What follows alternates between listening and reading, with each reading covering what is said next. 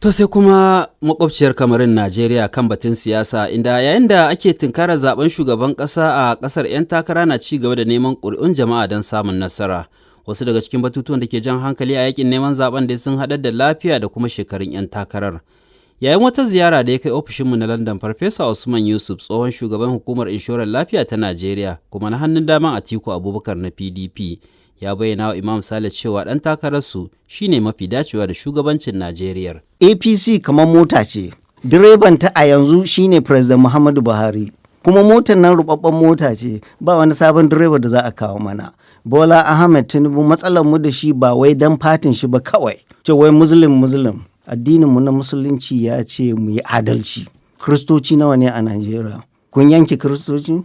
Mu mun gaya ma jama'a cewa Bola Ahmed Tinubu matsalar shi ba fati ba kawai. Ni likita ne yau shekara ta 41 a likita.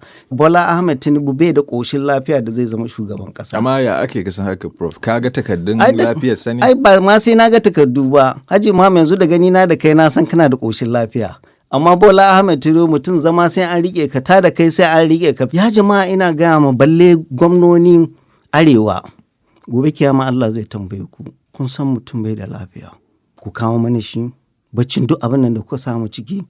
Mulki wasa ne, mulki ba wasa ba ne, amana ce Allah ya bada, ba su ɗauki amana ba, shekara 8 Allah ya ba su wannan amana ga inda suka kai mu, yanzu sun gama nasu, za su je su kawo mana wani, in ma za ku kawo mana wani, ku kawo mana mai lafiya mana. Amma shi Tinubu yana magana cewa yin shugaban ƙasa fa ba wai aiki ba ne na kokawa ko dambe ko wani abu ne na amfani da kwakwalwa. In ya ce kwakwalwa, ba ka ma iya magana, ka yi magana ma a rasa Hausa kai, Turanci kai ko China kai ko me.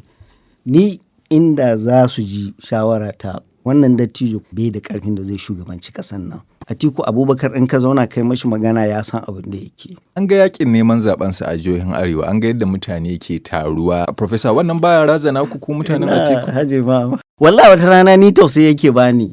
In aka je Katsina ko in ya je Yobe ko in ya je Yola a Arewa, in aka ce Najeriya, shi da kanshi yana nan. Sai ka ji yara na cewa sai Atiku. Shi fa ne yake tambaya su, ya jama'a Najeriya, sai yara su ce sai Atiku. Yara ne suka ce mu ba ma so, mun sha wahala ya ishe mu. Ka zo mun anshi kuɗinka amma Najeriya sai Atiku. Kuma sun sani yawancin ƙuri'un da President Muhammadu Buhari ya samu a arewa maso yamma ne a arewa. To yau Allah ya sa President Muhammadu Buhari bai sake wata takara. Kuma aikin da muke kenan yanzu mu faɗakar da kan jama'a yanzu duk magana nan da muke duk abubuwan nan da muke muna makomar al'umma mu ne, al'umma na cikin wahala. Kuma Atiku Abubakar mun zauna da shi, mun yi magana da shi, mun gaya mashi matsalolinmu. Wato matsalar da wannan gwamnatin take da shi cewa ba su jin maganar jama'a, duka daga gwamnoni har shugaban ƙasa sun zama sumun bukuyum umuyum, ba su ji ba su gani, ba su san wahalar da jama'a suke ciki ba. Shi yasa muka shigo muke ɗaga murya. Kuma shugaba kuma wazirin Adamawa muna gaya mashi ba daga arewa maso yamma yake ba, amma muna gaya mashi harkar tsaro da abin da ya addabe mu a arewa maso yamma ya ji ya sani. Farfesa Usman Yusuf kenan, tsohon shugaban hukumar inshorar lafiya ta Najeriya kuma na hannun daman ɗan takarar shugaban ƙasa a Najeriya na PDP Atiku Abubakar.